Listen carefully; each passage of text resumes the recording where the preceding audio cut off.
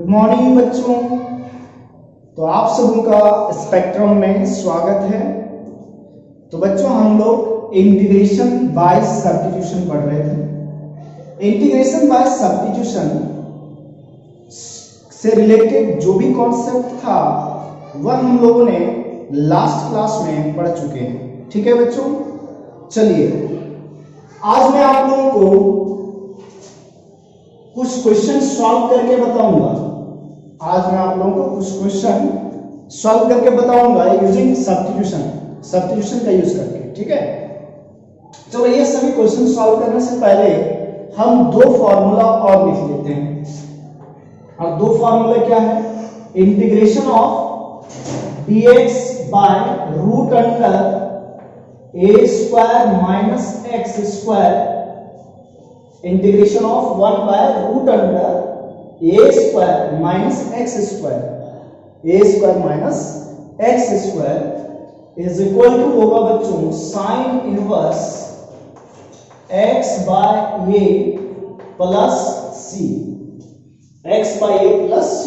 Okay, दूसरा formula integration of 1 by a square plus x square, integration of 1 by a square plus x square is equal to होगा 1 by a tan inverse x by a plus c। तो बच्चों ये दो integration, ये दो formula आपको ध्यान में रखना है। ये दो formula integral of 1 by root under a square minus x square equal to क्या होगा sine inverse x by a plus c।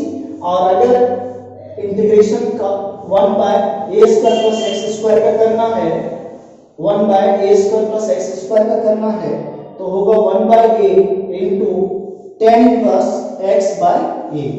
ठीक है बच्चों, चलो अब मैं क्वेश्चन सॉल्व करता हूं। जैसा देख रहे होंगे आप, ये टोटल 6 क्वेश्चन है। इस क्वेश्चन को हम लोग डिस्कस करेंगे। ठीक है, इसको सॉल्व करेंगे। ओके बच्चों, तो देखो आज हम लोग केवल क्वेश्चन करने वाले हैं। लास्ट क्लास का एक बात आपको ध्यान दिलवा देते हैं कि भैया उस फंक्शन को t मानना जिसका डेरिवेटिव इंटीग्रैंड में प्रेजेंट हो, जिसका डेरिवेटिव इंटीग्रैंड में प्रेजेंट हो उसी को t मानना है, उसी को t मानना है। डेरिवेटिव प्रेजेंट होना चाहिए इंटीग्रेटिव में, जिस फंक्शन को आप t मानने जा रहे हो, यही बस इस चीज को ध्यान में रखोगे बच्चों। ठीक है, तो चलो सबसे पहले हम क्वेश्चन करते हैं। फर्स्ट में है बच्चों integration of 1 by x square into sine square 1 by x dx। तो आप एक चीज देखो, एक चीज और मैं बताया था, एक मतलब क्लू बताया था आपको कि किसको t मानना चाहिए। एक तो फंडामेंटल कॉन्सेप्ट ये तो है ही कि फंक्शन का डेरिवेटिव प्रेजेंट रहना चाहिए इंटीग्रैंड में, फंक्शन का डेरिवेटिव प्रेजेंट रहना चाहिए इंटीग्रैंड में। तो अब माइंड में ये आता है सर उस फंक्शन को ढूंढेंगे कैसे, उस फंक्शन को कैसे ढूंढा जाएगा जिसका डेरिवेटिव प्रेजेंट है। तो उसके लिए एक क्लू है। क्या क्लू है बच्चों? अब सबसे पहले आप चेक करना उस फंक्शन का डेरिवेटिव करके जो किसी फंक्शन के अंदर है, जो किसी फंक्शन के अंदर है उस फंक्शन का डेरिवेटिव करके चेक करना कि वो कहीं इंटीग्रैंड में है क्या। जैसे यहां बच्चों x स्क्वायर, देखो ऊपर तो 1 है, नीचे देखो x स्क्वायर है, फिर इनटू है साइन स्क्वायर 1 बाय x। आदि ये जो 1 बाय x फंक्शन है ये साइन स्क्वायर के अंदर है, तो साइन स्क्वायर के अंदर 1 बाय x जो फंक्शन है इसको तो हटाना ही पड़ेगा। मैं बताया था कि कंपोजिट फंक्शन को सिंपल फंक्शन में चेंज करना होगा, मतलब अंदर वाले फंक्शन को तो हटाना ही पड़ेगा। तो 1 बाय x को तो हटाना है, तो 1 बाय x का कहीं डेरिवेटिव है क्या? 1/x का डेरिवेटिव है इंटीग्रैंड में प्रेजेंट, 1/x का डेरिवेटिव इंटीग्रैंड में प्रेजेंट है। तो देखो बच्चों 1/x का डेरिवेटिव जो होता है, 1/x का डेरिवेटिव जो होता है बच्चों वो -1/x² होता है। 1/x का जो डेरिवेटिव होता है, 1/x का जो डेरिवेटिव होता है बच्चों वो -1/x² होता है, -1/x² होता है। तो देखो ये मैटर नहीं करता है कि माइनस रहे, ये कोई दिक्कत नहीं कि माइनस रहे, ठीक है बच्चों, ये प्रॉब्लम नहीं है कि माइनस रहे, मेन फंक्शन होना चाहिए, जैसे 1/x² मेन फंक्शन होना चाहिए, ठीक है। तो देखो 1/x का डेरिवेटिव -1/x² होता है और 1/x² यहां दिख रहा है, 1/x² यहां दिख रहा है, ठीक है। तो हम क्या करेंगे बच्चों, पुट कर लेते हैं 1/x को t। अब डियर स्टूडेंट्स 1/x का डेरिवेटिव, 1/x का डेरिवेटिव सब लोग जानते हैं ना? हाँ सर जानते तो है, अभी बताया आपने, -1/x² होता है। चलो पहले से भी पता होगा ये मान के चल रहा हूं। तो 1/x का डेरिवेटिव हो गया बच्चों -1/x² और x का dx और t का dt। तो क्या हुआ बच्चों, यहां से देखो dx का वैल्यू आ गया आपका -x² इंटू dt। अब इसको यहां रख देते हैं, इसको यहां सब्स्टिट्यूट करते हैं, तो इंटीग्रल क्या हो जाएगा, integration of 1/x² into sine square 1/x की जगह पर t, 1/x की जगह पर t इंटू dx की जगह पर -x² dt। अब बच्चों ये x² और ये x² कैंसिल हो रहा है, x² और x² कैंसिल हो रहा है, देखो ये x² ये x² कैंसिल हुआ, तो ये आ गया क्या बच्चों, I equal to -1/sin² t dt। अब 1/sin² t dt इसका डायरेक्ट इंटीग्रेशन नहीं होगा, लेकिन 1/sin² को हम लोग लिख सकते हैं बच्चों, 1/sin² को लिख सकते हैं cosec²। तो 1/sin² t को लिख दिया cosec² t dt, cosec² t dt। अब बच्चों cosec² t का जो इंटीग्रल होता है, cosec² t का जो इंटीग्रेशन होता है वो -cot t होता है। cosec² t का इंटीग्रेशन क्या होता है बच्चों, -cot t। तो plus c, minus into minus plus हो गया, तो ये cot t प्लस c हो गया।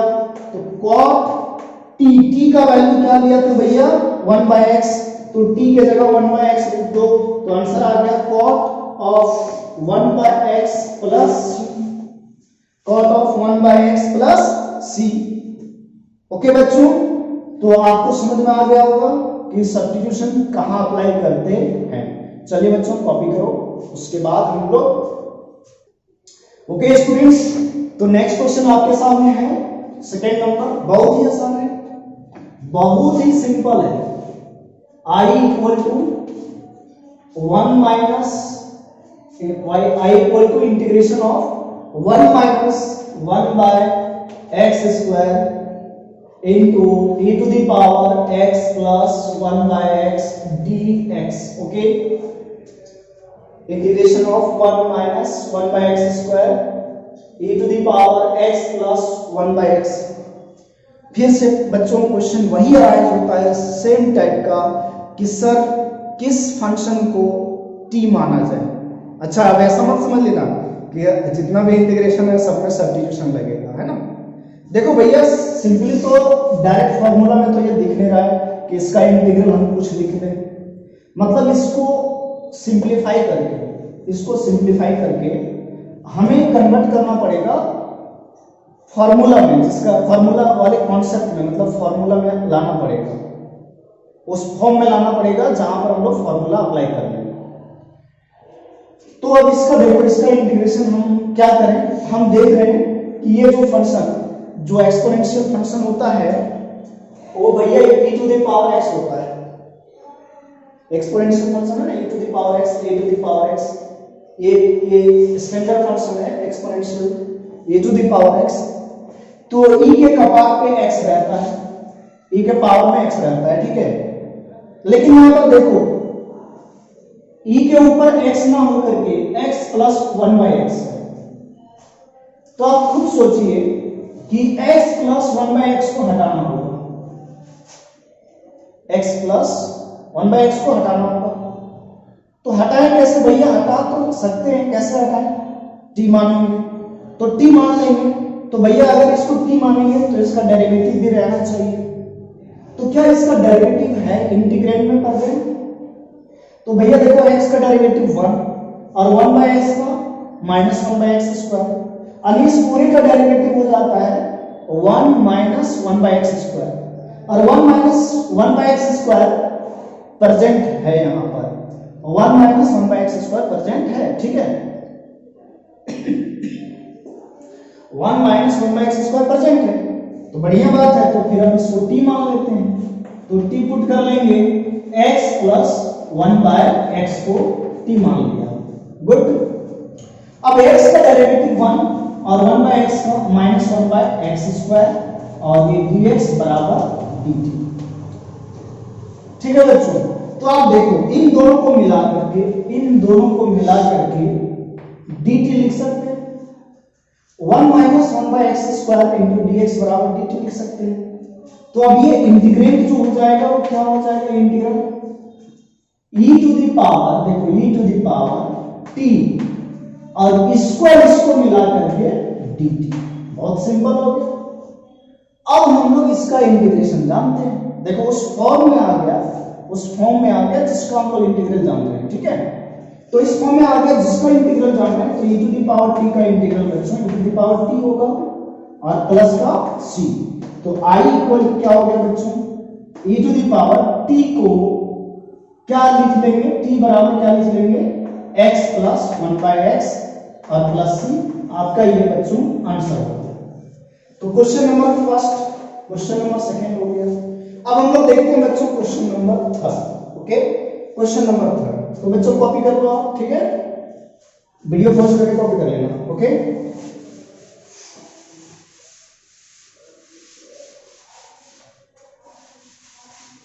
देखो बच्चों सेकंड क्वेश्चन क्या है, नेक्स्ट क्वेश्चन क्या है, third number, x to the power n-1 divided by 1 plus x to the power n।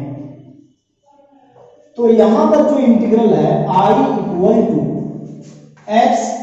Equal to integral of x पे power n-1 divided by 1 plus x पे पावर 2n और ये dx। तो अब सोचो x पे पावर 2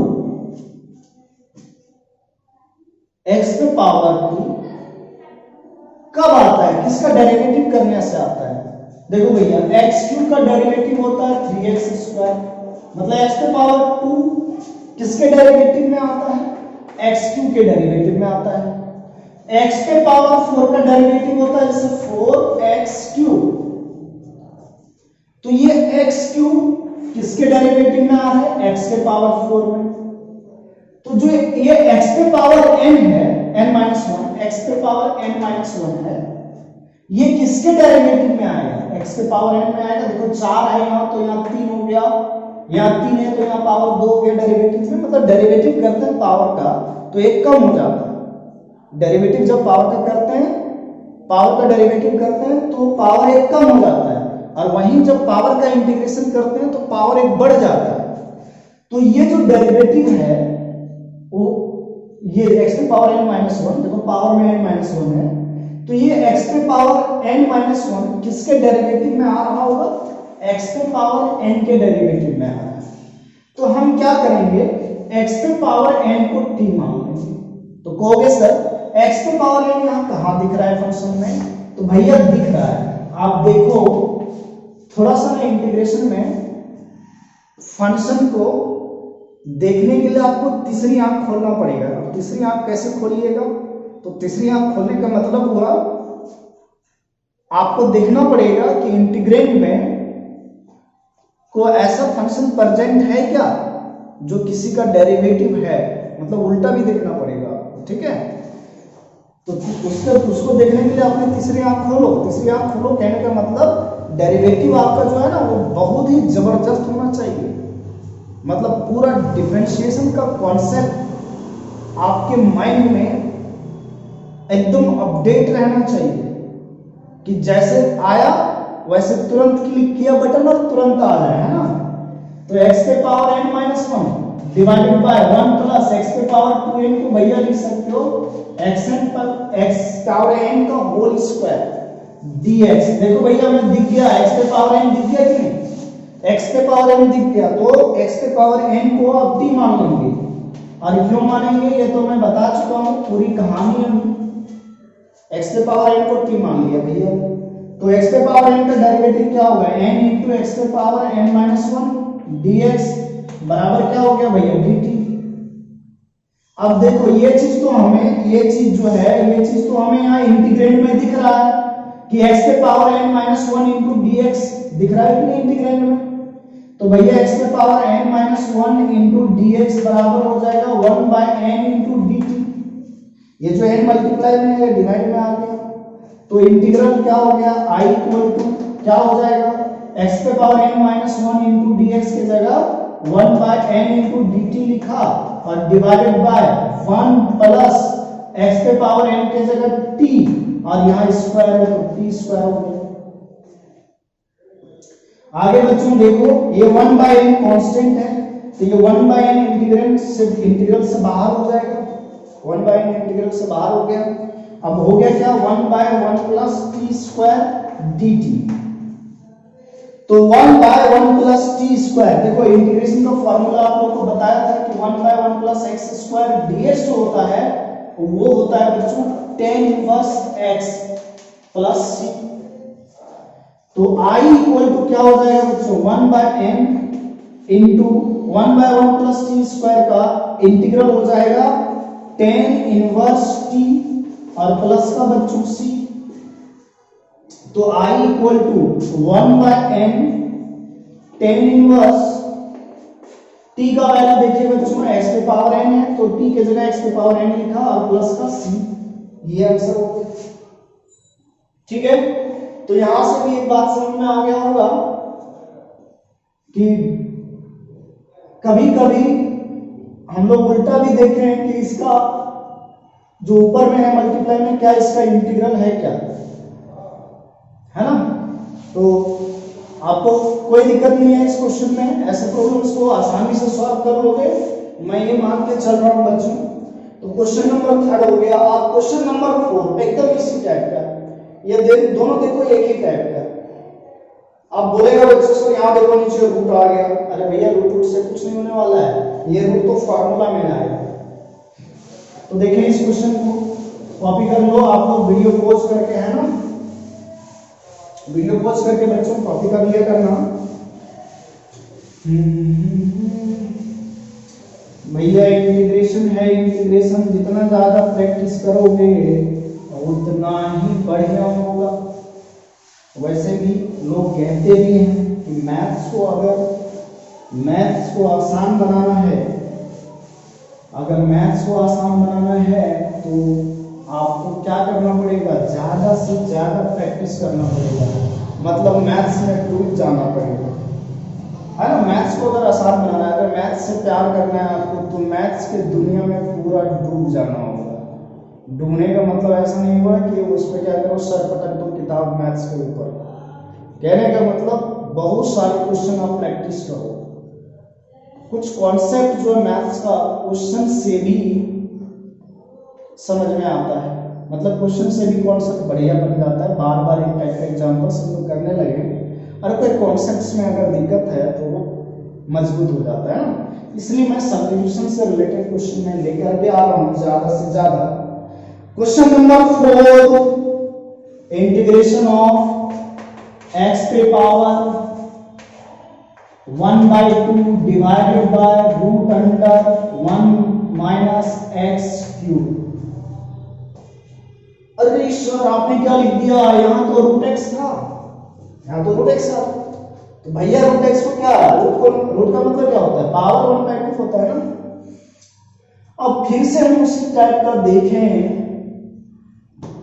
कि ये जो x में पावर 1/2 किसका डेरिवेटिव रहा होगा, तो किसका डेरिवेटिव रहा होगा, अरे भैया इस किसका डेरिवेटिव रहा होगा, कैसे चेक करें किसका डेरिवेटिव रहा होगा, बस कुछ नहीं करो, इसका इंटीग्रल क्या होगा, उसी का डेरिवेटिव रहा होगा। जैसे x में पावर 1/2 का इंटीग्रल करेगा तो यही ना आएगा, पावर में पावर एक बढ़ जाएगा, तो पावर बढ़ जाएगा मतलब 1/2 प्लस 1 हो जाएगा, तो 3/2 हो गया। तो कहने का मतलब ये हुआ कि x की पावर 3/2 का इंटीग्रल में x की पावर 1/2 आया होता है। मैं ये नहीं बोल रहा हूँ कि x की पावर 3/2 का डिफरेंशिएशन यही होता है, डेरिवेटिव यही होता है। मैं ये बोल रहा हूँ कि x की पावर 3/2 के डेरिवेटिव में x की पावर हाफ आया होगा। कहोगे कैसे सर, अरे भैया x की पावर हाफ के इंटीग्रल में x की पावर 3/2 आता है, तो x बाय पावर 3/2 के डेरिवेटिव में x की पावर 1/2 आएगा। तो अगर इसको मैं डेरिवेटिव मान के चलूं तो इसको t मानना पड़ेगा, अगर मैं इसको डेरिवेटिव ले लूं तो इसको t मानना पड़ेगा। तो क्या x की पावर 3/2 कहीं दिख रहा है यहां पर, तो देखने के लिए तीसरी आंखें खोलो, फिर से तीसरी आंख खोलो भैया, देखो भैया ये यहां लिख दिया x की पावर 3/2 और होल स्क्वायर बन गया, 3/2 into 2 क्या होगा, 3 होगा, बन गया, दिख गया हमें। अब बोलोगे सर आपने ऐसा कैसे सोचा, कैसे आपको तुरंत दिख गया, तो अगेन वही चीज कि मैथ्स के दुनिया में आप डूबो, एकदम पूरा डूब जाओ। डूबने का मतलब प्रैक्टिस करो, बहुत सारी चीजें प्रैक्टिस से ही पता चलता है, ये सारी चीजें प्रैक्टिस से दिखता है। और मैं इंडेफिनिट इंटीग्रेशन के फर्स्ट लेक्चर में ही बताया था कि अगर इंडेफिनिट इंटीग्रेशन को बहुत ही मजबूत करना है, बहुत बढ़िया करना है, तो ज्यादा से ज्यादा क्वेश्चन को प्रैक्टिस करो, फिर अपने आप देखो तुम्हें भी देखने लगेगा। ठीक है बच्चों, तो अब इसको हम लोग टी मान लेते हैं, किसको टी मान लें, x पे पावर 3/2 को, इसको बच्चों हमने टी माना, तो इसका डेरिवेटिव देखो 3/2 इंटू एक्स पे पावर 1/2 हो जाएगा और इंटू dx बराबर dt।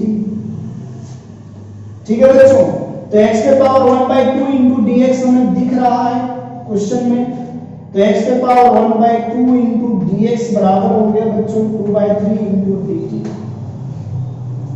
हो गया। आप देखो बच्चों i इक्वल टू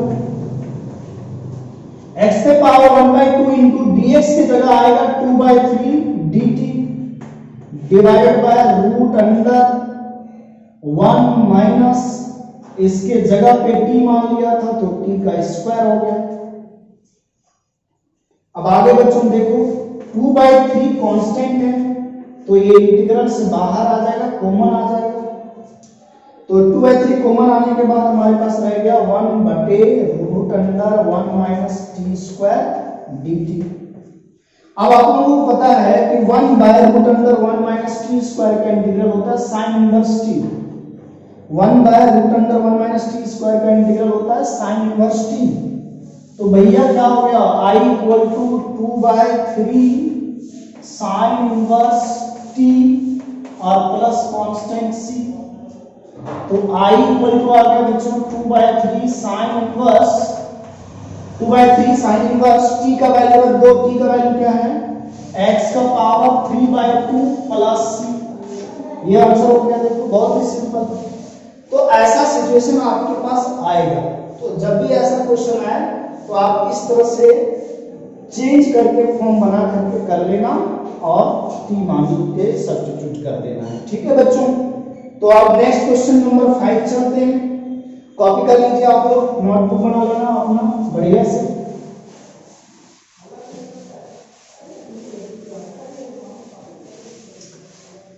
हाँ भैया, इंडेफिनिट को फिर से बोल रहा हूँ, मजबूत करना है इंडेफिनिट इंटीग्रेशन को, तो ज्यादा से ज्यादा क्वेश्चन सॉल्व करो, प्रैक्टिस करो, जितना ज्यादा प्रैक्टिस करो। इंडेफिनिट इंटीग्रेशन से आप प्यार कर लो, प्यार करने का मतलब समझते हो ना आप लोग, है ना। हमेशा इसको दिमाग में रखो, दिन में तो कम से कम 2-3 बार तो 2-4 क्वेश्चन कर ही लो, चाहे तुम दूसरा चैप्टर पढ़ रहा है फिर भी कर लो। चलो भैया क्वेश्चन नंबर 5 पे आते हैं। क्वेश्चन नंबर 5 में है I equal to integral of e to the power x into 1 plus x cos square x e to the power x dx। फिर से मेरे उस फंडा को याद रखना। कौन सा फंडा? वही फंडा जो मैं बताया कि अगर एक फंक्शन के गोद में दूसरा फंक्शन है तो गोद वाले फंक्शन को, अंदर वाले फंक्शन को हटाना है तो कैसे हटेगा, उसको t मानेंगे, लेकिन t मानने से पहले ये भी चेक कर लेंगे क्या उसका डेरिवेटिव प्रेजेंट है या नहीं है।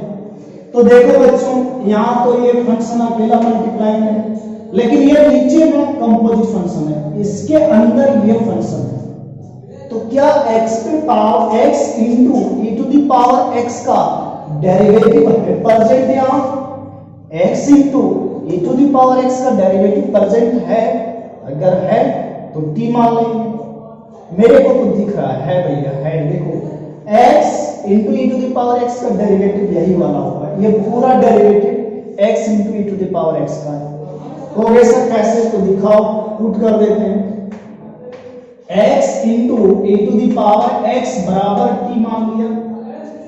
अब भैया इसका जब डेरिवेटिव करोगे, इसका बच्चों डेरिवेटिव करोगे तो प्रोडक्ट रूल लगाना होगा ना, क्योंकि दो फंक्शन है मल्टीप्लाई में, तो x कॉमन, e पे पावर x का डेरिवेटिव e पे पावर x, फिर प्लस, अब e पे पावर x कॉमन और x का डेरिवेटिव 1 इंटू dx बराबर हो जाएगा बच्चों dt, बराबर क्या हो जाएगा dt।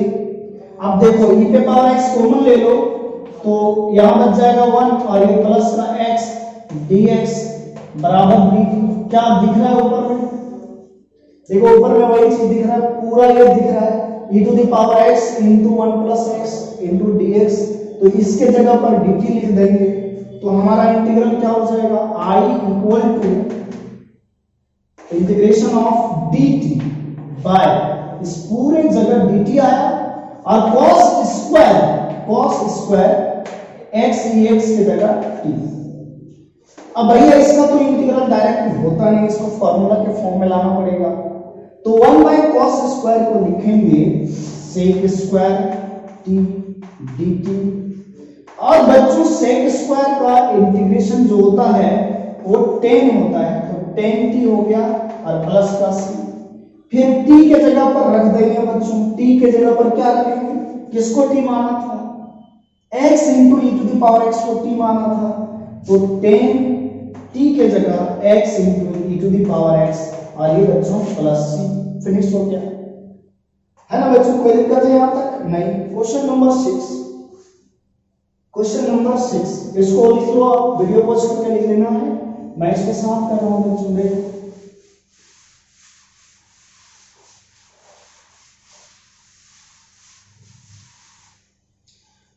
देखो बच्चों, इंडेफिनिट इंटीग्रेशन में सबसे ज्यादा 70 से 80% क्वेश्चन में सब्स्टिट्यूशन लगता है ना, तो अभी सब्स्टिट्यूशन चलेगा, तो इस सब्स्टिट्यूशन का सेकेंड लेक्चर है इंटीग्रेशन में। अब मेरे पास लास्ट क्वेश्चन है, देखो लास्ट क्वेश्चन है sec square x divided by root under 1 minus tan square x।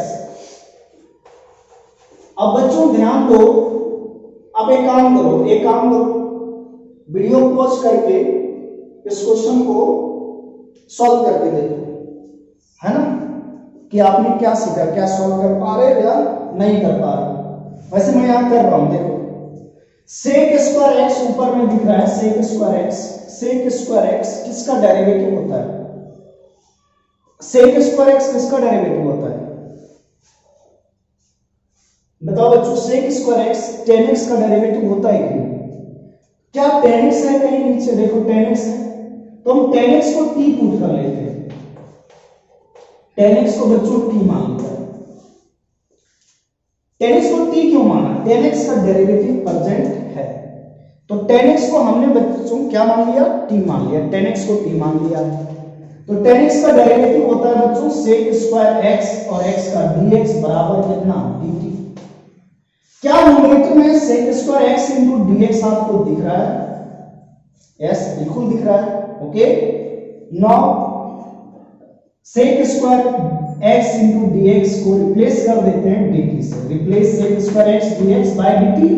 sec square x into dx is replaced by dt divided by root under 1 minus 10 square x. In the place of 10 t will be substitute, t substitute होगा, तो क्या हो जाएगा? 1 minus t square।